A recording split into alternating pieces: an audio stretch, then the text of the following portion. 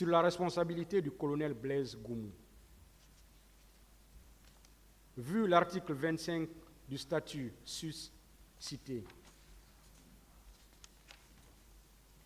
le colonel Blaise Goumou, en service au secrétariat d'État à la présidence de la République, en charge des services spéciaux, de la lutte contre la drogue et le grand banditisme, à l'époque des faits, à la tête d'une équipe s'est rendu au stade le 28 septembre 2001, où il a rejoint Moussa Etobo Camara, son chef de service.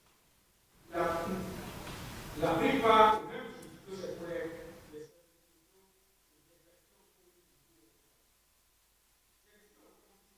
meurtres commis sur des personnes à la Bellevue, à l'esplanade et à l'intérieur du stade. Des faits de viol, d'enlèvement, de séquestration et de torture.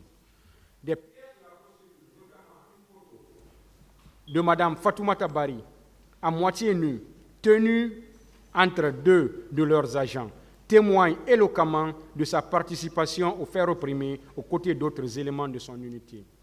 Dans la même logique, au cours de son audition, M. Abdoulhamid Diallo a décrit les conditions dans lesquelles 56 personnes et lui ont été enlevés au stade, conduits dans les locaux des services spéciaux où ils ont été séquestrés et torturés. Aussi, il est constant que le colonel Blaise Goumou a été instructeur au camp de Kaléa en 2008 et a continué à fréquenter ces lieux malgré sa mutation au secrétariat d'État à la présidence de la République, chargé des services spéciaux de la lutte contre la drogue et le grand banditisme.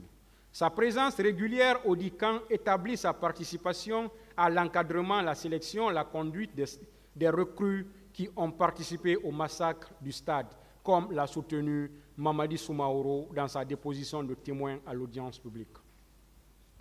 À la lumière de tous ces éléments, il y a lieu de déclarer Blaise Goumou coupable de crimes contre l'humanité pour meurtre, viol, enlèvement, séquestration et torture.